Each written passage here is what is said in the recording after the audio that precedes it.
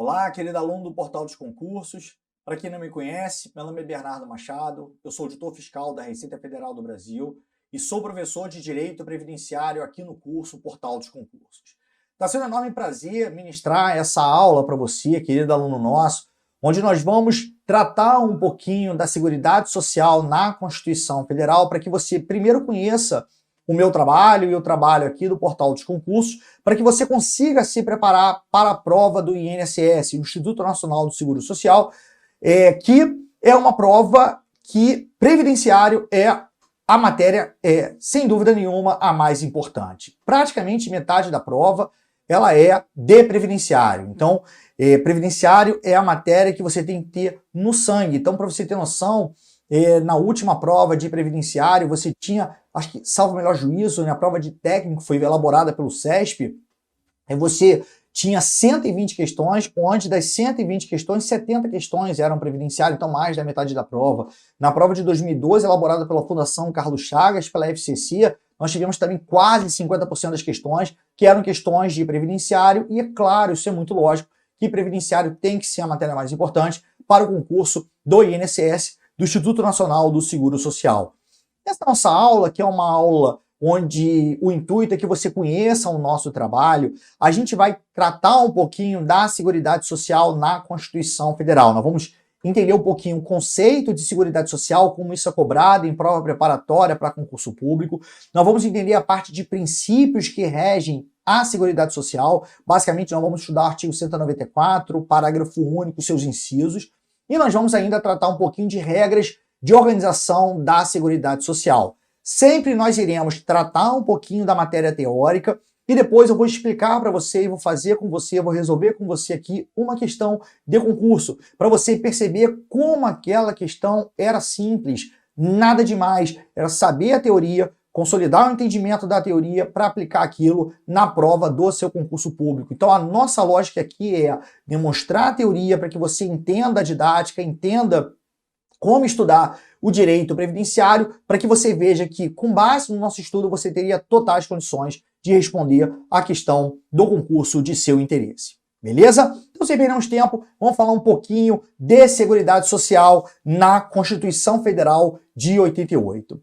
O conceito de Seguridade Social está no artigo 194, caput, na cabeça do artigo 194 da Constituição Federal de 88. O que diz a Constituição Federal?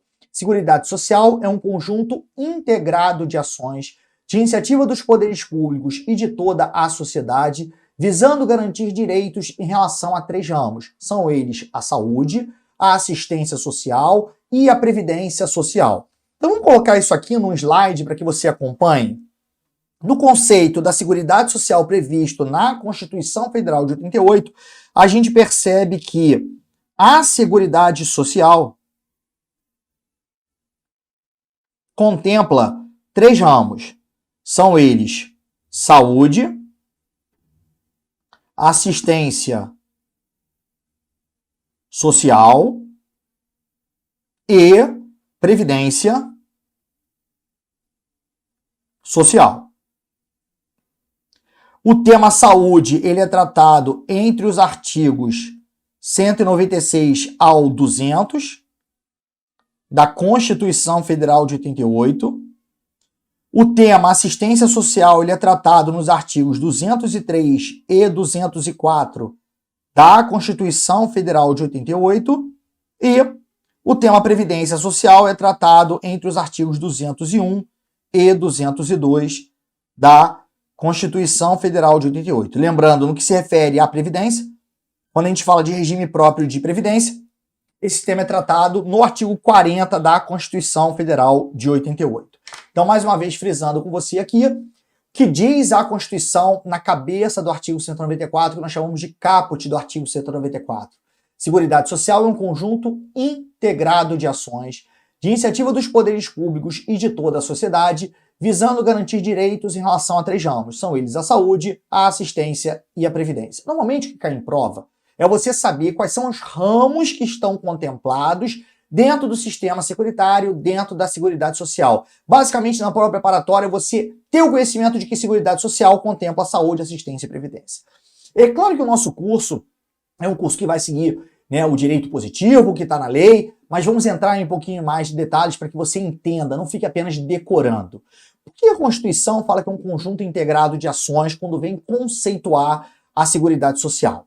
Vamos pegar, para a gente não falar só de Previdência, vamos pegar um pouquinho a saúde, um dos ramos contemplados na Seguridade Social. O artigo 196 da Constituição fala que a saúde é um direito de todos e é um dever do Estado. Então qualquer pessoa tem acesso à rede pública de saúde, ainda que possa pagar, né? Ainda que ela possa prover o seu próprio atendimento, ainda que ela tenha a condição de, por exemplo, ter um plano de saúde e ser atendida na rede privada. A saúde, ela tem uma política social e econômica diferenciada que visa reduzir doenças e outros agravos. Como é que se reduz uma doença? Como é que se reduz um agravo, né? Qual é a lógica de você reduzir? Quando você vai estudar saúde na Constituição Federal e vai principalmente ler o artigo 198 da Constituição, lá fala da formação do SUS e fala de diretrizes que devem ser observadas pela saúde. Numa delas, nós temos o atendimento integral priorizando atividades preventivas. Então, como reduzir a saúde? Prevenindo a doença. Então, vamos imaginar um caso prático. Vamos imaginar a paralisia infantil. Qual é o índice de paralisia infantil no nosso país? 0. Como nós atingimos o índice 0 dessa doença no nosso país? Da seguinte forma, o governo faz a parte dele. Então ele investe em estrutura, né, lá nos postos de saúde, ele investe em mão de obra, enfermeiros e médicos que estão lá nos hospitais e nos postos de saúde, ele investe maciçamente na matéria-prima, no caso aí das vacinas a serem disponibilizadas para a sociedade. A pergunta que eu faço para você é a seguinte: o poder público, ele fazer a sua parte, investir em estrutura, mão de obra e medicamento, é suficiente para nós conseguirmos atingir o índice 0 de uma doença? Claro que não, porque todos nós temos que fazer a nossa parte. Então nós, como pais e mães, nós temos que levar os nossos filhos para a rede pública de saúde para que ela seja vacinada, para que a gente não tenha paralisia infantil no país. Por isso que você percebe que quando a Constituição fala em Seguridade Social, ela fala que é um conjunto integrado de ações. O poder público faz a parte dele, mas nós, como cidadãos, nós temos que fazer a nossa parte para nós chegarmos a um fim comum, seja na saúde, na assistência ou na previdência. Entendeu a lógica da redação da cabeça do caput do artigo 194?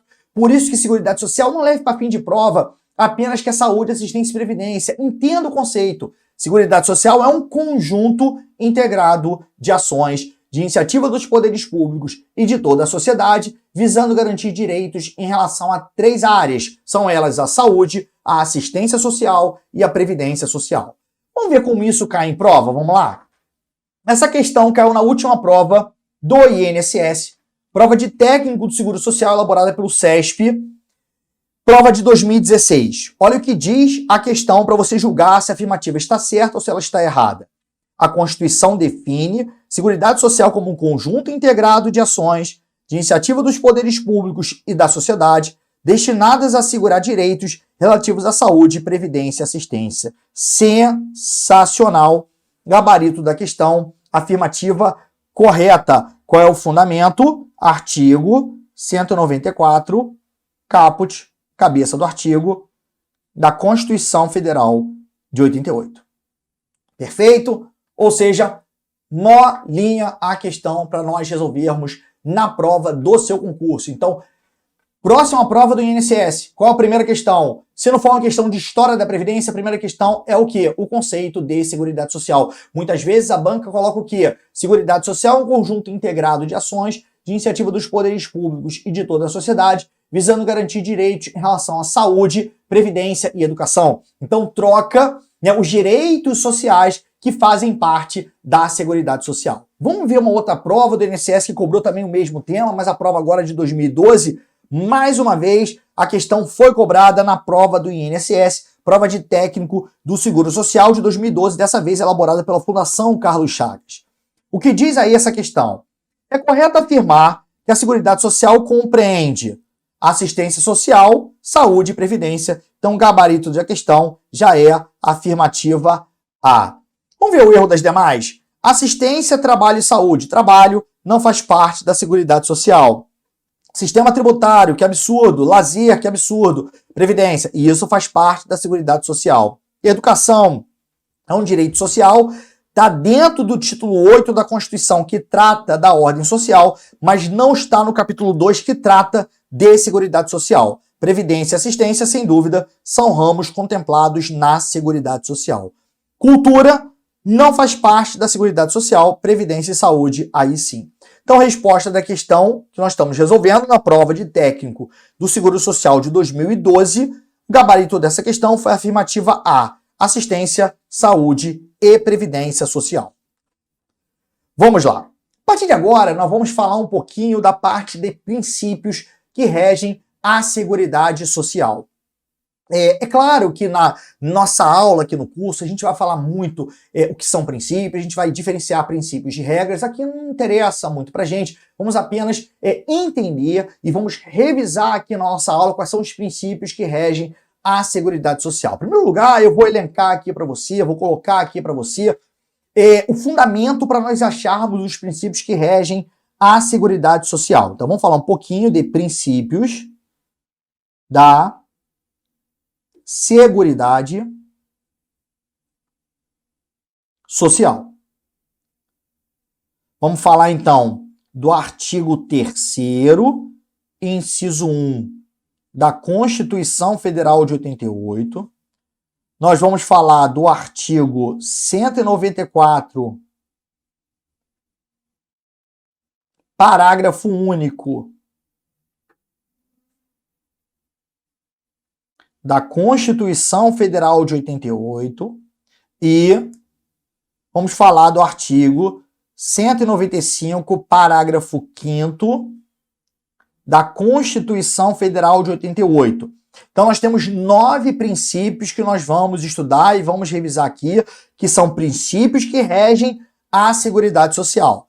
O artigo 3º, inciso 1, fala de um famoso princípio que ele é aplicável aos regimes básicos de previdência, e quando eu falo em regime básico de previdência, é claro que no nosso curso a gente vai entender e vamos estudar a estrutura da Previdência Social brasileira, mas só para você entender, os regimes básicos são divididos em 2. O regime geral de previdência, que ele vai amparar os trabalhadores da iniciativa privada e os servidores públicos efetivos não vinculados, né, que não têm o amparo do regime próprio de previdência, e o outro regime básico que nós temos é justamente o regime próprio de previdência social, que visa amparar, visa proteger os servidores públicos efetivos, aqueles que passaram no concurso público de provas ou de provas e títulos. Ué, professor, mas como um servidor público efetivo pode não estar vinculado a regime próprio? Pode não estar vinculado porque o ente político não criou o regime próprio a favor dos seus servidores. Vamos imaginar que um determinado município da federação não tenha servidores efetivos suficientes para manutenção e equilíbrio do sistema, para manutenção do equilíbrio financeiro e atuarial do sistema. Esse ente político não pode criar regime próprio a favor dos seus servidores. Mas é lógico que esses servidores, apesar de serem servidores efetivos, passaram no concurso público de provas ou de provas e títulos, eles não podem ficar à margem da Previdência Social brasileira. Se não tem regime próprio para protegê-los, eles vão ficar vinculados aonde? Ao regime geral de previdência. E os regimes básicos de previdência, na sua imensa maioria, são regimes de repartição simples. Eles são pautados, eles têm como uma premissa maior o princípio da solidariedade. Quando você vai contribuir para um regime básico de previdência, você não está contribuindo para o seu próprio benefício. Você está contribuindo para ajudar a manter toda a rede protetiva, toda a rede de proteção, aquele regime básico de previdência. A lógica disso é o princípio da solidariedade. O fundamento é o artigo 3º, inciso 1 da Constituição Federal de 88. Diz lá a Constituição Federal: são objetivos fundamentais da República Federativa do Brasil construir uma sociedade livre, sendo ela justa, sendo ela solidária. Então, o princípio da solidariedade é o princípio que vai ser aplicado aos regimes básicos de previdência social. É claro que na nossa turma teórica a gente fala sobre os tipos de solidariedade que nós temos, intergeracional e intrageracional, mas isso fica para a nossa aula teórica e isso já caiu em prova. Vamos lá. Em relação ao regime próprio de previdência, só para deixar muito claro, o próprio artigo 40, caput da Constituição, também fala que é o regime solidário. Os regimes próprios de previdência são regimes solidários. E só uma informação a mais para você que está estudando para concurso: após a recente reforma da Previdência implementada pela Emenda Constitucional número 103 de 2019, aquele ente político que não criou regime próprio a favor dos seus servidores não pode criar mais. Então, os regimes próprios que existem, eles se mantêm, mas não é possível mais um ente político criar regime próprio a favor dos seus servidores. Então, o primeiro princípio que nós estamos estudando é o princípio da solidariedade. Lá no artigo 194, parágrafo único da Constituição, nós temos os princípios da Seguridade Social, que estão lá elencados lá no artigo 194. Aí nós temos o artigo 194, parágrafo único, desmembrado em 7 incisos. Então são 7 princípios que nós temos que estudar. Muito cuidado com a redação do artigo 194, parágrafo único, que fala o seguinte: compete ao poder público, nos termos da lei, organizar a Seguridade Social com base nos seguintes objetivos. Opa! Objetivos? Objetivo é algo que você quer alcançar. O princípio é uma regra estruturante, na verdade, é um valor que deve ser observado, porque é algo básico, é algo estruturante daquele regime jurídico. Então, a lógica é que nenhuma regra a ser criada para aquele regime jurídico, ela pode ofender um princípio. Porque senão aquela regra que vai ser criada por meio de uma lei vai ser declarada inconstitucional. Por quê? Porque não analisou um valor, que é um valor estruturante, que é um valor básico que deve ser observado por aquele regime jurídico. Lembrando que regime jurídico é um conjunto de regras e princípios que regem certas relações sociais que são qualificadas pelo direito. Regime jurídico do casamento, regime jurídico aplicável à administração pública, que pode ser direito público ou privado, a depender do caso, a depender do que a Constituição determinar ou do que a lei a se determinar. O regime jurídico previdenciário, são um conjunto de regras e princípios que regem certas relações sociais qualificadas pelo direito. É claro que o princípio é a base, é a estrutura para o sistema. Então, a Seguridade Social, qualquer regra a ser aplicada à Seguridade Social, não pode deixar de observar os princípios que regem esse sistema, que é um valor que está simplesmente exposto na Constituição Federal de 88. Entre esses princípios, vamos revisar os princípios, vamos relembrar, você que já está estudando para a prova do INSS. Nós temos 7 incisos. O primeiro inciso fala do princípio da universalidade da cobertura e do atendimento. Artigo 194, parágrafo único, inciso 1. Segundo princípio, o princípio da uniformidade e equivalência dos benefícios e serviços às populações urbanas e rurais. Artigo 194, parágrafo único, inciso 2. Terceiro princípio é o princípio da seletividade e da distributividade na prestação dos benefícios e serviços. Artigo 94, parágrafo único, inciso 3. Inciso 4, princípio da irredutibilidade do valor dos benefícios. Princípio no inciso 5, previsto no artigo 194, parágrafo único, inciso 5. Princípio da equidade na forma de participação no custeio. Quem tem mais, contribui com mais. Quem tem menos, contribui com menos.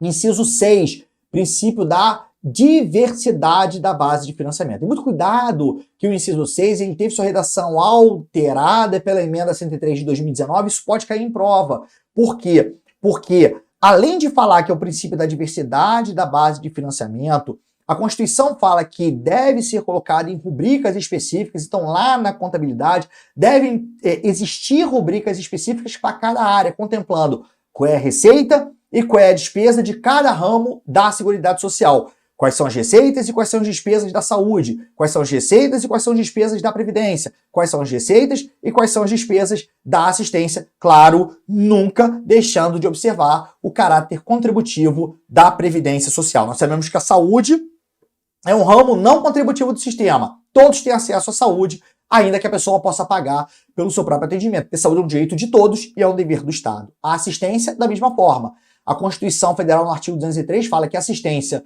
social será prestada a quem dela necessitar, independentemente de contribuição para a Seguridade Social. Então, todos têm acesso à saúde, todos têm acesso à assistência desde que necessitado, e todos têm acesso à Previdência. Só que você tem que contribuir.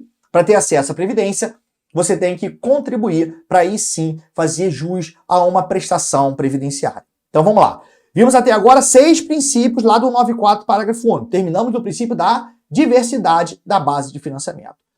O princípio que mais cai em prova é do inciso 7, que fala o seguinte: princípio do caráter democrático e descentralizado da administração mediante uma gestão de natureza quadripartite, participação do governo, dos trabalhadores, dos empregadores e dos aposentados nos órgãos colegiados, ou seja, qualquer ramo da Seguridade Social, ele vai ter um órgão colegiado, ele vai ter um órgão de deliberação colegiada, porque você tem uma gama de conselheiros que vão decidir em relação àquele ramo. Então você tem, no caso, por exemplo, da Previdência, os artigos 3º e 4º da Lei 8.213 de 91, tratando do CNPS, Conselho Nacional de Previdência. Falando da composição do CNPS, qual é o período de mandato dos conselheiros. Então todo o regramento em relação ao CNPS está lá entre os artigos 3º, tá, na verdade, nos artigos 3º e 4º da Lei 8.213 de 91. Importante leitura você que está estudando aí para o INSS. O que é importante é você perceber que, vamos entender esse princípio do caráter democrático e descentralizado da administração. A gente já viu aqui que a Seguridade Social é um conjunto integrado de ações. O poder público faz a parte dele e os cidadãos, eles fazem a sua parte para que nós tenhamos um fim comum, para que nós venhamos a alcançar um fim comum na saúde, assistência e previdência. Você, querido aluno, acha que na hora de administrar saúde, assistência e previdência, o governo ia avocar a competência para administrar, a competência para decidir sobre saúde, assistência e previdência, ia decidir sozinho? Claro que não. Claro que não. Então, por isso que são criados conselhos, que são órgãos colegiados, para que esse conselho decida sobre a saúde, assistência e previdência. Você tem o CNAS, no caso da assistência, composto por 18 conselheiros. Você tem o CNS, para você ter noção, tem uma composição paritária. Você tem o CNS, Conselho Nacional de Saúde, onde você tem 48 conselheiros, e você tem o CNPS com 15 conselheiros, que são os conselhos que tomam as decisões, seja na saúde, o CNS, seja na assistência, o CNS, seja na previdência, no caso do CNPS. Isso tudo a gente estuda aqui no nosso curso. Isso é muito importante, principalmente na prova do INSS. Principalmente entender um pouquinho sobre o CNPS, Conselho Nacional de Previdência, artigos 3º e 4º da Lei 8.213 de 91. E o último princípio que nós temos, voltando aqui, é o princípio do artigo 195, parágrafo 5º, também conhecido como princípio da pré-existência do custeio em relação ao benefício ao serviço, também conhecido como princípio da contrapartida. O que quer dizer esse princípio? Que nenhum benefício ou serviço da Seguridade Social poderá ser criado, majorado ou estendido sem a correspondente fonte de custeio total. Isso é muito simples e vamos entender a lógica disso, tá bom, querido aluno? Pensa comigo o seguinte. Quando eu falo em direito social, aí você pensa comigo no dia a dia, tá? Prestação de serviço na saúde, prestação de um serviço assistencial, prestação de um benefício assistencial, concessão de um benefício assistencial, concessão de um benefício previdenciário, prestação de um serviço previdenciário. Exemplo, habilitação e reabilitação profissional. Tudo isso demanda para o Estado um custo, concorda comigo? Tem que ter servidor, tem que ter estrutura. E você tem que entender, se você vê muito na aula de direito constitucional, que os direitos fundamentais eles são divididos em dimensões, né, que alguns chamam de gerações dos direitos fundamentais. O direito social, que é o que nos interessa, saúde, assistência e previdência, são direitos positivos. Eles impõem ao Estado, lembrando, são direitos fundamentais que são principalmente positivos, tá? Prioritariamente positivos. Porque eles impõem ao Estado uma obrigação de fazer, uma obrigação de atuar. Se eu imponho ao Estado uma obrigação de fazer, uma obrigação de atuar, o Estado precisa ter recursos para isso. Ele precisa ter orçamento. Por isso que os direitos sociais, quando você estuda lá em direito constitucional, eles são pautados no princípio da reserva do possível. Só é possível você conceder direitos sociais tendo previsão orçamentária. Por isso que existe o princípio da contrapartida, onde nenhum benefício ou serviço do sistema securitário, da Seguridade Social, ele pode ser criado, majorado ou estendido sem a correspondente fonte de custeio. Eu tenho que saber de onde virá o recurso para saber se eu posso realmente prestar o serviço, para saber se eu posso conceder aquele benefício. Isso é uma coisa muito lógica. Sem recurso, eu não tenho como quebrar a máquina pública para garantir um direito social. contrapartida? Recurso, concedo. Sem recurso, infelizmente, eu não tenho como ter essa contrapartida. Se eu tiver recurso, eu dou a contrapartida, eu concedo o benefício. Sem esse recurso, não tem como eu garantir o direito social. Entendido? Tranquilo? Então vamos lá. Vamos fazer exercícios? O que você quer aí na nossa turma é fazer exercícios para saber se o que nós falamos cai na prova. E olha só, prova de técnico do Seguro Social, prova de 2016, lá do INSS, prova elaborada pelo CESP.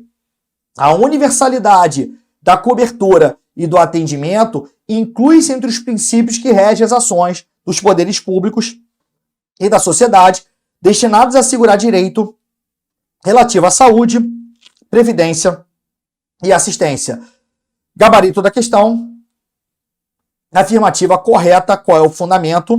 Artigo 194, parágrafo único, inciso 1 da Constituição Federal de 88. Antes de eu seguir aqui, já que a banca preparatória cobrou esse princípio, eu vou perder um pouquinho de tempo nessa nossa aula aqui, gratuita, para você entender que, em primeiro lugar, para estudar princípios para a prova, é pegar a Constituição e ficar lendo o artigo 194, parágrafo único, e infelizmente você tem que decorar universalidade da cobertura e do atendimento, uniformidade e equivalência dos benefícios e serviços de populações urbanas e rurais, seletividade e distributividade da prestação dos benefícios e serviços, irredutibilidade do valor dos benefícios, equidade na forma de participação no custeio, diversidade da base de financiamento e o caráter democrático e descentralizado da administração mediante uma gestão de natureza quadripartite, participação do governo, empregadores, trabalhadores e aposentados nos órgãos colegiados. Tem que saber, não tem jeito, você tem que ler. Só que as bancas preparatórias, elas se restringem a decorar o princípio? Não. As bancas, isso vai ser o nosso diferencial, ela está começando a cobrar exatamente o que significa cada princípio. E eu vou falar de 2 princípios aqui apenas, tá? Nós vamos estudar aqui em 5 minutinhos 2 princípios para você entender como a gente faz o estudo aqui no portal dos concursos. Vamos lá. Primeiro eu vou falar justamente do princípio que caiu na prova do INSS em 2016, que é o princípio da universalidade da cobertura e do atendimento. A universalidade da cobertura e do atendimento, nós temos que estudar esse princípio como se fossem 2 princípios. Uma coisa é o princípio da universalidade da cobertura e a outra coisa é o princípio da universalidade do atendimento. De maneira geral, quando a gente estuda esse princípio sem fazer essa divisão, a gente fala o seguinte: a universalidade da cobertura e do atendimento é que todos têm que ter acesso à Seguridade Social. Saúde é a regra, que é um direito de todos e é um dever do Estado, independentemente de contribuição. A assistência também é a regra, é um direito de todos, basta que você seja necessitado e também independe de contribuição. E a Previdência também é um direito de todos. Só que é um direito de todos desde que você contribua. Só que, se eu tenho que contribuir, é claro que a gente vê isso na aula sobre segurados, se eu exerço uma atividade remunerada, automaticamente eu estou filiado ao regime geral. O que quer dizer isso? Automaticamente eu crio um vínculo jurídico entre a minha pessoa e o regime geral de previdência. Criado o vínculo jurídico, eu passo a ter direitos e passo a ter obrigações. Como o sistema é contributivo, qual é a minha obrigação? Pagar a contribuição previdenciária. Agora, se eu não exerço uma atividade remunerada, mas mesmo assim eu quero a proteção da previdência, é claro que o ordenamento, que o direito positivo, que a lei tem que prever uma figura para que eu consiga contribuir e tentar exercendo uma atividade remunerada, para que a previdência seja realmente acessível a todos. Por isso que a legislação previdenciária cria a figura do segurado facultativo. A figura do segurado facultativo é para atender a esse princípio constitucional. Porque se eu sou uma dona de casa, se eu sou um estudante, eu posso ter a proteção da Previdência? Claro, basta eu contribuir como segurado facultativo. Eu sou um estagiário contratado nos termos da lei que regulamenta o estágio, Lei 11.788 de 2008. Eu posso ser protegido pela Previdência? Claro que posso. Eu posso ser protegido contribuindo como segurado facultativo. Então, quem é o segurado facultativo? É o maior de 16 anos que não exerce uma atividade remunerada que enquadre como segurado obrigatório do regime geral. Beleza? Quando a gente estuda mais a fundo esse princípio, a gente percebe que o princípio da universalidade deve ser estudado como a universalidade da cobertura e a universalidade do atendimento. Por quê? A primeira parte do princípio é o que nós chamamos de aspecto objetivo do princípio, enquanto que a universalidade do atendimento, que seria a segunda parte, seria o aspecto subjetivo. Vamos lá. Quando eu falo nessa palavrinha aqui, universalidade da cobertura, a gente já sabe que Seguridade Social é uma grande rede de proteção, é um grande manto protetivo, não é isso? Vamos lá. Universalidade da cobertura é que essa rede de proteção tem que cobrir todos os riscos sociais que possam levar a pessoa à condição de necessitada. E além disso, no aspecto subjetivo, na universalidade do atendimento, a Seguridade Social tem que atender a todos. Saúde é a regra, assistência é a regra, desde que você seja necessitado, e a previdência também é a regra. Basta você contribuir. E aí todos têm acesso. Beleza? Tranquilinho, qual é o problema?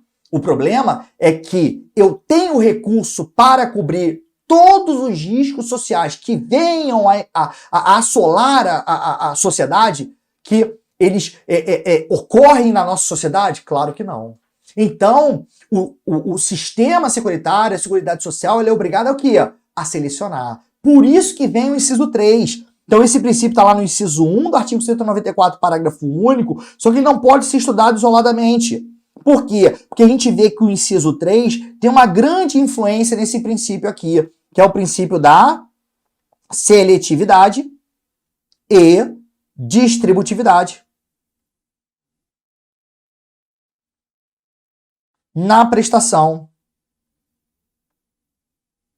dos benefícios e serviços. Vamos lá. Vamos de novo aqui para você entender. O que diz a universalidade da cobertura? Que a Seguridade Social deve cobrir todos os riscos sociais que possam levar a pessoa à condição de necessitada. Qual é o problema? Como o direito social é um direito positivo que impõe ao Estado, principalmente positivo, todo direito fundamental, ele tem uma eficácia, ele tem uma bipolaridade eficacial. Todo direito fundamental, ele é ao mesmo tempo positivo e negativo. É claro que o direito fundamental de primeira geração, que é o direito que impõe ao Estado uma obrigação de não fazer, uma obrigação negativa, ele é principalmente negativo, mas ele também é positivo. Enquanto que o direito fundamental de segunda dimensão, ele é principalmente positivo, impõe ao Estado uma obrigação de fazer, mas ele também é um direito negativo. Só dar um exemplo disso, isso é uma matéria deconstitucional, tá? Direito social, conceder um benefício previdenciário, impõe ao Estado uma obrigação de fazer, não é isso? Mas também, direito à saúde, por exemplo, eu tenho direito a acesso à rede pública de saúde. Mas eu tenho uma rede privada de atendimento. Eu tenho um plano de saúde. O Estado, ele pode impedir que eu seja atendido na rede privada? Claro que não. E aí, nesse caso, ele tem que se abster de fazer alguma coisa. Se é uma abstenção, você tem que abster de fazer alguma coisa, isso é um direito negativo, viu? Então, o direito à saúde é um direito de segunda dimensão. Ele é positivo porque a saúde pública está para todos, mas é negativo também. Porque o Estado, se você quiser ter um acesso à rede privada e você tem condições para isso, uma riqueza pessoal, você busca a rede privada. Eu vou ter que respeitar o seu direito de buscar a rede privada. Beleza? Então, todo direito fundamental, ele possui uma bipolaridade eficacial. Ele, ao mesmo tempo, é positivo e negativo. Só que é claro que, se for de primeira dimensão, ele é principalmente negativo, impõe ao Estado principalmente a obrigação de não fazer. Direito de ir e vir. Basta respeitar o seu direito de ir, vir e permanecer. Ponto. Eu não quero molestar você do seu direito de ir, vir e permanecer. É um direito fundamental, o direito à liberdade, locomoção, direito fundamental de primeira dimensão. Já a saúde, assistência e previdência são direitos fundamentais de segunda dimensão. Onde eu quero chegar? Direito fundamental de segunda dimensão é um direito principalmente positivo. Impõe ao Estado uma obrigação de fazer. Eu tenho recursos para cobrir todos os riscos sociais? Claro que não. O que eu faço? Eu seleciono. Tá aqui, ó. A seletividade é o princípio que rege a Seguridade para justamente reduzir essa amplitude desse primeiro princípio estudado. Olha que coisa linda. Isso já caiu em prova. Uma vez selecionado, então o que faz a seletividade? A seletividade determina quais são, né? A lógica é selecionar quais são os riscos sociais que que serão cobertos pela Seguridade Social. Uma vez que os riscos sociais foram selecionados, exemplo, a Previdência, ela vai proteger no caso de uma eventual morte do segurado, claro, os dependentes recebem pensão por morte. No caso de uma incapacidade permanente para o trabalho, claro, o segurado se aposenta por incapacidade permanente. No caso de uma incapacidade temporária, isso é protegido pelo sistema, claro, a Previdência concede o auxílio por incapacidade temporária. Uma maternidade, proteger a gestante, isso é um risco social que vai ser coberto pela Previdência, claro, concede-se à beneficiária o salário maternidade, ou ao beneficiário o salário maternidade, que o beneficiário também pode receber no caso de uma adoção ou de uma guarda judicial para fim de adoção, até mesmo no caso de cônjuge sobrevivente, no caso do falecimento da esposa que perdeu a criança em decorrência do parto ou logo após o parto. A gente vê isso na aula sobre salário maternidade. Beleza? Então, o que você tem que entender aqui é o seguinte: o sistema, teoricamente, tem que cobrir todos, não tem orçamento para tudo, é obrigado a selecionar. Então, o que faz a seletividade? A seletividade visa determinar quais são os riscos sociais que serão cobertos pelo sistema.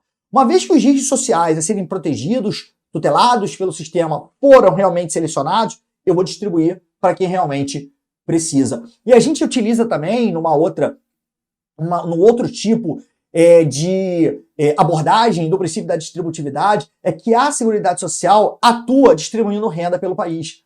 Os programas sociais são programas que distribuem riquezas por esse país, são programas de distribuição de renda, que muitos chamam também de distributividade na prestação dos benefícios e serviços. Eu não gosto muito desse viés, não, desse entendimento. Eu prefiro falar que a distributividade é determinar que, uma vez os riscos sociais sendo selecionados, eu vou distribuir para quem realmente precisa. Você amanhã consegue se aposentar por incapacidade permanente? Claro que não. Você precisa ter uma incapacidade permanente para o seu trabalho e insuscetível de exercer uma outra atividade que lhe garanta a subsistência. Aí sim, só nesse caso, você se aposenta por incapacidade permanente. Você amanhã pode sair em gozo do auxílio por incapacidade temporária, o antigo auxílio-doença? Claro que não. Você tem que ter uma incapacidade temporária para o seu trabalho em período superior a 15 dias consecutivos. É esse o fato que permite a concessão do auxílio por incapacidade temporária, o antigo auxílio-doença. Beleza? Visto isso, a partir de agora vamos só resolver exercícios. Vamos lá. O primeiro exercício que a gente vai fazer aqui é, basicamente, decoreba dos princípios. Vamos lá. Prova elaborada pela Fundação Carlos Chagas, analista judiciário, área judiciária do TST, Tribunal Superior do Trabalho. Diz aí: são objetivos a serem alcançados pelo poder público. Muito cuidado nessa questão de princípios, porque viu que o CESP adotou princípios. A terminologia está perfeita. Agora, a própria Constituição diz que compete ao poder público, nos termos da lei, organizar a Seguridade Social com base nos seguintes objetivos. A gente sabe que não são objetivos, tecnicamente falando, não são, porque não é algo a ser alcançado. É um valor que é externalizado na Constituição, né, que é algo estruturante, é basilar daquele regime jurídico, no caso, a Seguridade Social. Então, a gente tem que entender que a própria Constituição falou objetivos. Quem somos nós para discutir com o poder constituinte? Então, pelo amor de Deus, nesse tema em particular, nós vamos confundir. Não são as duas expressões, não equivalem à mesma coisa. Mas para fins de prova, para esse tipo de questão, quando eu falo de princípios, leve princípios como sinônimo de objetivos. Porque objetivos é a expressão utilizada na Constituição. E princípios é justamente a terminologia correta. Então diz aí: são objetivos a serem alcançados pelo poder público na organização da Seguridade Social. A irredutibilidade do valor dos benefícios. Beleza? Está lá no artigo 194, parágrafo único, inciso 4. E proporcionalidade na forma de participação no custeio? Não. É o princípio da equidade na forma de participação no custeio. Então, a A está errada. B, seletividade e distributividade na prestação dos benefícios e serviços. Sensacional. Artigo 194, parágrafo único, inciso 3 da Constituição. C, diversidade da base de financiamento. Perfeito. Isonomia na prestação dos benefícios e serviços. Está errado. É o princípio da seletividade e da distributividade na prestação dos benefícios e serviços. D, equidade na forma de participação no custeio. Perfeito. Artigo 194, parágrafo único, inciso 5. Gestão tripartite? Claro que não. Gestão quadripartite. É a universalidade da cobertura do atendimento. Beleza. Artigo 194, parágrafo único, inciso 1. centralização da administração? Claro que não. É uma descentralização. Que princípio é esse? É o famoso princípio do caráter democrático e descentralizado da administração mediante uma gestão de natureza quadripartite, participação do governo, empregadores, trabalhadores e aposentados nos órgãos colegiados. Mais uma questão aí de princípios, vamos lá. Constitui objetivos da Seguridade, prova de analista jurídico previdenciário, prova elaborada em 2017 pela Fundação Carlos Chagas. Constitui objetivos da Seguridade, exceto. Vamos lá. Então, qual é a afirmativa que não contempla um princípio da Seguridade Social? A proporcionalidade na forma de participação no custeio. Isso aqui não é princípio da Seguridade Social. O princípio é o princípio da equidade.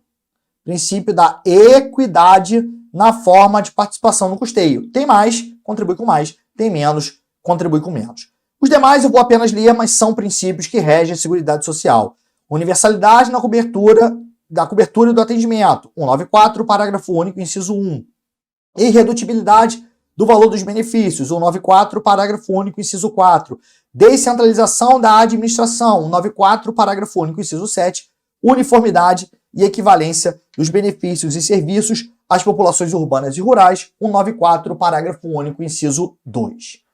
Mais uma questãozinha, mais uma prova para o INSS, não de técnico, mas de analista do Seguro Social, prova de 2008, elaborada pelo CESP. A Seguridade Social tem como objetivo o caráter democrático e descentralizado da administração mediante uma gestão quadripartite, que envolve aposentados, trabalhadores, empregadores e representantes do governo nos órgãos colegiados. Gabarito da questão, claro. Afirmativa correta, fundamento artigo 194, parágrafo único, inciso 7 da Constituição Federal de 88. E vamos lá, questãozinha mais bem elaborada, porque para a gente não ficar aqui só mostrando baba, não, muito simples, não. A gente vai ver que eu vou colocar uma questão mais bem elaborada e que você, aluno nosso do portal de concurso, teria total condição de responder. E você ia gabaritar essa questão. Quer ver? Olha só. Prova de procurador do Estado, PGE, CESP, 2017. Vamos lá. O princípio que norteando a Constituição quanto à Seguridade Social tem extrema relevância para cumprimento dos objetivos constitucionais de bem-estar e justiça social por eleger as contingências sociais a serem cobertas. Opa! Eu estou selecionando os riscos sociais que serão protegidos, tutelados pela Seguridade Social. Que princípio é esse, querido aluno? Seletividade e distributividade na prestação dos benefícios e serviços. Então, olha o que diz aí. O princípio que elege as contingências sociais a serem cobertas e o requisito para garantia de uma distribuição de renda. Olha só, que eu falei que existe uma corrente doutrinária que fala da distributividade como um princípio que garante uma distribuição de rendas. Que princípio é esse? Molinho, princípio, letra D, princípio da seletividade e da distributividade na prestação dos benefícios e serviços, artigo 194, parágrafo único, inciso 3. Querido aluno, você teria condição de ser procurador do Estado com a nossa aula aqui do portal dos concursos, beleza? Para não mostrar que é tudo muito simples. Não, uma questão mais bem elaborada, você vai ter totais condições de resolver na prova do seu concurso.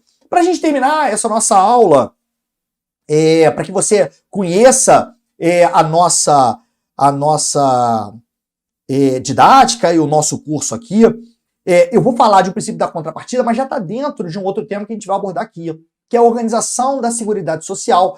E aí nós temos esse tema, organização da Seguridade Social, estudando, né, a gente estuda esse tema quando nós estudamos o artigo 195 da Constituição. O início do 195 fala sobre o financiamento, onde a Constituição ele dá a competência tributária para que a União institua algumas contribuições sociais para financiar o sistema. E os parágrafos do artigo 194 são parágrafos que trazem regras de organização da Seguridade Social. E nós estudamos esses parágrafos do artigo 195, melhor dizendo, acho que eu falei 194, é 195. Os parágrafos do artigo 195 são os parágrafos que nós estudamos desse tema, organização da Seguridade Social. Um parágrafo do 195 é um princípio.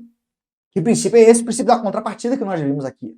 que é o famoso princípio da pré-existência do custeio em relação ao benefício ou ao serviço. Nenhum benefício ou serviço do sistema securitário pode ser criado, majorado ou estendido sem a correspondente fonte de custeio total. Essa questão cobrou exatamente esse princípio. Olha o que diz a questão. Prova de 2020, é uma prova recente, prova elaborada pelo SEBRASP no modelo CESP, né, de cobrança, ou seja, afirmativa certo ou errado, prova para auditor de finanças e controle e arrecadação da Fazenda Estadual. Nenhum benefício relativo à Seguridade Social poderá ser criado sem indicação de uma fonte de custeio para suportar tal despesa. Sensacional. É o famoso princípio da contrapartida, fundamento artigo 195, parágrafo 5º da Constituição Federal de 88, mais conhecido isso como o princípio da contrapartida. Vamos lá. Vamos tratar aqui como a gente vê isso com muita calma na nossa aula sobre a organização da Seguridade Social. Eu vou pegar 2 parágrafos para nós estudarmos aqui nessa nossa aula que está sendo disponibilizada para você conhecer o nosso curso. Eu vou falar do artigo 195, parágrafo 4º, e vou falar do artigo 195, parágrafo 6º, que são os principais parágrafos que trazem regras de organização da Seguridade Social, inclusive são os mais cobrados quando esse tema ele cai na prova do seu concurso. Vamos lá. Primeiro, eu vou tratar do artigo 195, parágrafo 4º da Constituição Federal de 88.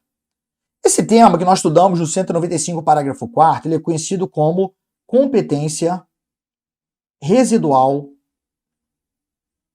da União. O que quer dizer isso? Possibilidade que a União tem de criar novas contribuições sociais além das previstas na Constituição Federal de 88. Isso quer dizer competência residual da União. Só que, para que a União institua novas contribuições sociais, algumas regras devem ser observadas. Então, o que diz o artigo 195, parágrafo 4º? A lei poderá instituir outras fontes para manter ou para expandir o sistema securitário, a Seguridade Social, observado o disposto no 154, inciso 1 da Constituição. Qual é a lógica? O artigo 195, ele começa tratando do financiamento da Seguridade Social. E o 195 é desmembrado em 4 incisos. E o primeiro inciso é desmembrado em 3 alíneas. Ou seja, a Constituição Federal, o Poder Constituinte, ele já determina quais são as contribuições sociais que a União é competente para instituir para manter o sistema securitário. Então, é possível a União instituir, claro que ela já instituiu, a contribuição da empresa sobre sua folha de pagamento? Sim, 195, inciso 1, a linha A. Sobre sua receita ou seu faturamento, a famosa COFINS? Claro que sim. Sobre seu lucro, a CSLL? Claro que sim. Existe contribuição do próprio segurado do regime geral? Claro que sim. Existe a contribuição sobre a receita de concurso de prognósticos? Claro que sim. Existe a contribuição do importador de bens ou serviços de exterior, de quem a lei ele equiparar? Claro que sim. Então o que a Constituição faz? Ela já elenca várias contribuições sociais que a União institui para manter o sistema. Então vamos imaginar que o governo ele queira conceder o abono anual do BPC, do Benefício de Prestação Continuada da Assistência Social, da Lei Orgânica da Assistência, né? O benefício concedido para o idoso ou pessoa com deficiência quando eles se enquadram na condição de necessitados. Eles não conseguem se manter ou serem mantidos por sua família.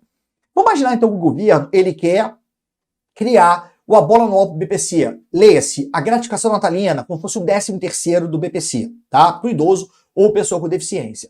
Nós já vimos aqui, pelo princípio da contrapartida, que é impossível você criar, majorar ou estender um serviço ou um benefício do sistema sem a correspondente fonte de custeio. Então, talvez o orçamento da Seguridade Social, todas aquelas contribuições sociais, não sejam suficientes para cobrir esse gasto. O que o governo pode fazer? Criar uma nova contribuição social. Está aqui, ó. Então, o artigo 195, parágrafo 4º, dá a possibilidade para que a União institua outras contribuições sociais, além daquelas previstas no artigo 195, incisos. Ponto. Só que a Constituição se remete ao artigo 154, inciso 1. E qual é o nosso problema? Nós, como intérpretes do direito, né, como estudantes e professores, o normal, quando a gente interpreta um texto de uma lei, de um ato normativo, a gente faz o normal, inicialmente, é fazer uma interpretação literal, uma interpretação gramatical. Nós vamos nos apegar ao sentido das palavras. Perfeito? Aí eu vou lá, então, você estudante de direito, né, estudando para concurso público, você vira a página da Constituição ou vai, né, no seu navegador lá, né, você está com a Constituição aberta no seu computador, você busca lá o 154, inciso 1. E você tem que tomar cuidado para interpretar o 154, inciso 1 aqui. Por quê? Lá fala da competência residual que a União possui para criar novos impostos, além daqueles previstos na Constituição Federal, que são de competência da União. Então a União pode instituir o imposto de renda, claro, já instituiu, o IPI, o IGF, isso nunca instituiu, depende de lei complementar, pode instituir o imposto de importação, de exportação, nós temos os impostos de competência da União. A União pode criar novos impostos? Ela tem competência. O 154.1 diz isso. Só que, para se criar um novo imposto, o que a União tem que fazer? Tem que ser por meio de lei complementar. Isso vale para o nosso caso aqui? Claro que sim. Então, ao se criar uma nova contribuição social, primeiro tem que ser respeitado o aspecto formal. Tem que ser por meio de lei complementar, não pode ser por meio de uma lei ordinária. Então, se o governo o presidente apresentou a medida provisória criando uma nova contribuição social, além daquelas previstas na Constituição, essa medida provisória é inconstitucional. Por quê? Porque tem que ser por meio de lei complementar. E medida provisória não pode tratar de assunto reservado à lei complementar. Se é lei complementar, a lei complementar é o instrumento normativo que deve ser utilizado para tratar daquele assunto. Então tem que ser lei complementar. Segundo, ao se criar um novo imposto, isso vale para nosso caso aqui também, tem que respeitar o princípio da não cumulatividade. O que é isso? Uma sistemática de débitos e créditos. Qual é a lógica disso? Você evitar a incidência em cascata de um tributo. É muito simples, você vai entender. Imagina que você tem uma cadeia produtiva. A empresa A, uma indústria, ela produziu e vendeu o seu produto para a empresa B. Essa empresa A não faturou? Teve faturamento? Teve. Pagou COFINS, tá bom? Segura essa informação. A empresa B, ela adquire a matéria da empresa A, o produto da empresa A, como matéria-prima para o seu produto final, para comercializar o seu produto. Ela vai faturar. O que é a não cumulatividade? Vamos fazer a cadeia produtiva aqui para você entender? Vamos lá, fica mais fácil para você entender. Então, vamos imaginar que nós temos aqui A produzindo e vendendo para B, que produz e vende para C, e assim vai, tá? A faturou, teve aqui faturamento. Vamos imaginar que A pagou de COFINS, contribuição para financiar o sistema, 10 mil. O que acontece? Quando o regime é não cumulativo, quando B for faturar, ele vai ter faturamento vendendo o seu produto para C, ele, quando adquire esse produto aí de A, ele tem um crédito de 10 mil. Ou seja, quando ele for pagar COFINS, vamos imaginar que ele deva de COFINS, vou botar aqui embaixo, tá? Ele deva de COFINS o valor de 20 mil. Ele vai pagar 20 mil? Claro que não. Ele paga 20 mil menos 10 mil que ele tem de crédito. Isso é a não cumulatividade. Então, a não cumulatividade é uma sistemática de débitos e créditos. Eu devo 20 mil, só que eu tenho um crédito de 10 mil, eu pago a diferença. Simples assim. Então, a lógica é você evitar a incidência em cascata do tributo. Porque imagina um paga 10, o outro 20, o outro 30, o outro 40. O produto final vai chegar para você pela carga tributária no valor de R$1 milhão. Não tem lógica isso. Então, por isso que se cria o regime não cumulativo. A nova contribuição social, ao ser criada, tem que respeitar essa sistemática de débitos e créditos? Claro que sim. Beleza. E nós temos ainda aqui a terceira informação. Isso aqui é o que cai em prova. Por quê? Quando nós tratamos de 154, inciso 1, a União instituindo um novo imposto, além dos previstos na Constituição, lá fala o seguinte, esse novo imposto não pode ter o mesmo fato gerador ou a mesma base de cálculo de um outro imposto existente. Então, por exemplo, fato gerador do IPI é a saída do produto do estabelecimento industrial. Não é possível a União criar um novo imposto com o mesmo fato gerador, saída do produto do estabelecimento comercial, do estabelecimento industrial, desculpa. Beleza? Vamos lá. Agora, a gente tem que adaptar a redação do 154, inciso 1 para o nosso estudo, porque tive isso com muita calma na nossa turma teórica. Nós estamos tratando aqui de contribuições para financiar o sistema, que é uma subespécie de contribuições especiais, que é uma espécie de tributo. Então, o tributo, pela teoria pentapartite, o tributo se divide em 5 espécies. Nós temos impostos, taxas, contribuições de melhoria, empréstimos compulsórios e contribuições especiais. E dentro das contribuições especiais, nós temos as contribuições para financiar o sistema. Olha que coisa. Então, nós estamos dentro de contribuições especiais. Então, o nosso assunto aqui é o seguinte: vai se criar uma nova contribuição para financiar o sistema, não é isso? Ela não pode ter o mesmo fato gerador ou a mesma base de cálculo de uma outra contribuição social existente. E isso cai em prova. Então, a nova contribuição social não pode ter o mesmo fato gerador ou a mesma base de cálculo das contribuições sociais existentes. Perfeito? O que quer dizer isso? É possível que se crie uma contribuição social cujo fato gerador é a saída do produto do estabelecimento industrial? Claro que sim. Sabe por quê? Porque a saída do produto do estabelecimento industrial é fato gerador de imposto e não de contribuição social. Viu a lógica? É isso que cai na prova. Então, na sua prova, o que você vai colocar? 195, parágrafo 4º, trata de competência residual da União. Possibilidade que a União tem de criar novas contribuições sociais, ainda aquelas previstas na Constituição, para manter ou para expandir o sistema.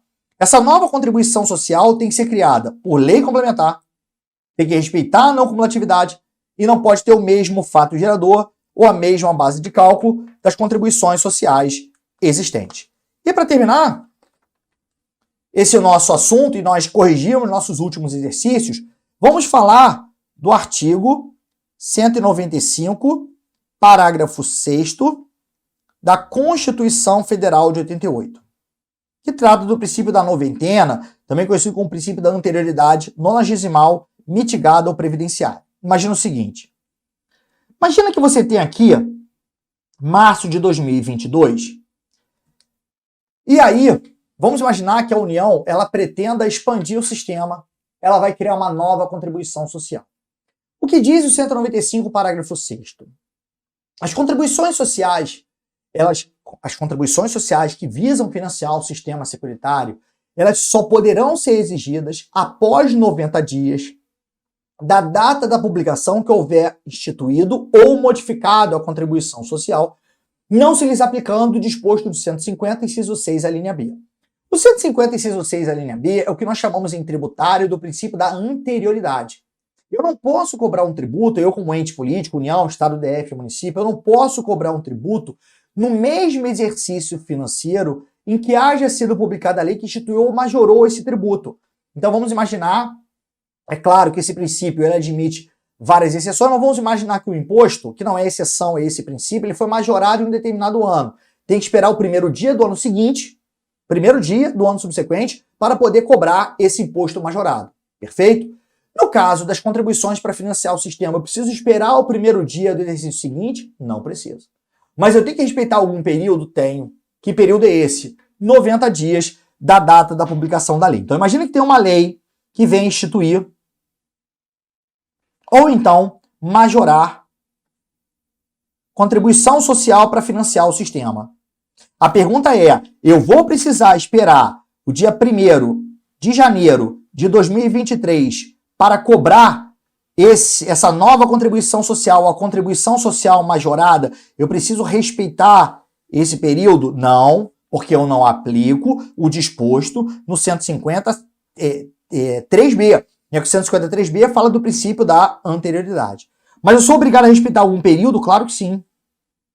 Da data da publicação da lei, eu sou obrigado a respeitar 90 dias para aí sim poder cobrar essa contribuição social nova ou a contribuição social majorada. Muito cuidado que a Constituição Federal não fala na palavra majorado no 195, parágrafo 6º. Fala em modificado. E quando ele fala em modificado, muito cuidado que o entendimento é que é majorado. Porque se for para reduzir, aplica-se redução de imediato. Majorou 90 dias, reduziu, a aplicação ela é imediata. Vamos responder as questões da prova? Vamos lá. Prova de técnico do Seguro Social. Pô, professor, essa questão é complicada, mas cai na prova de técnico do Seguro Social. Prova de 2008, elaborada pelo CESP. Olha o que diz aí.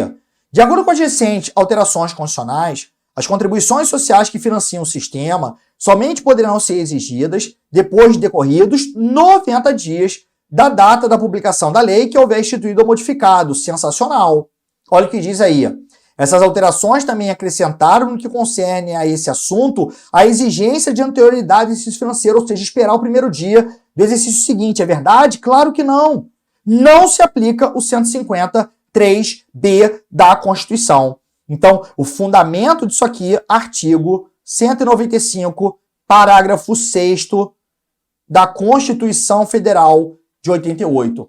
Vamos lá, querido aluno. Aula básica. Você conseguiria responder essa questão? Claro que não.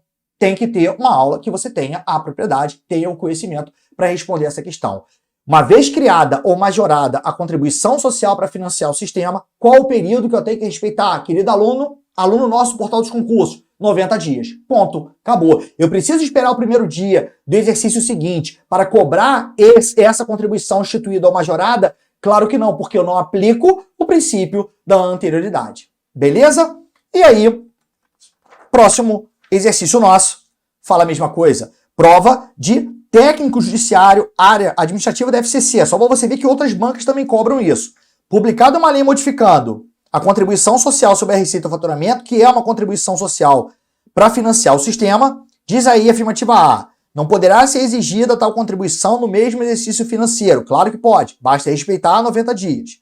B. Poderá ser exigida tal contribuição imediatamente? Claro que não, tem que respeitar no mínimo 90 dias. C. Só poderá ser exigida tal contribuição após decorridos 120 dias, que absurdo, são 90 dias. D. Só poderá ser exigida tal contribuição após decorridos 90 dias da data da publicação da lei. Gabarito da questão, afirmativa D. A EA fala em 180 dias e claro que 180 dias não é o prazo a ser respeitado. Beleza? Tranquilo? Querido aluno, vem estudar conosco aqui no portal dos concursos para a prova do INSS e consiga a tão almejada aprovação no seu concurso público. Perfeito? Querido aluno do portal dos concursos, muito prazer. É um imenso prazer ser o professor de previdenciário aqui no portal dos concursos. Espero que você goste do nosso curso e, como eu já mencionei, vou apenas reforçar e que você consiga a tão almejada aprovação no concurso do seu interesse. Querido aluno, muito obrigado mais uma vez pela sua atenção, ótimos estudos e um forte abraço.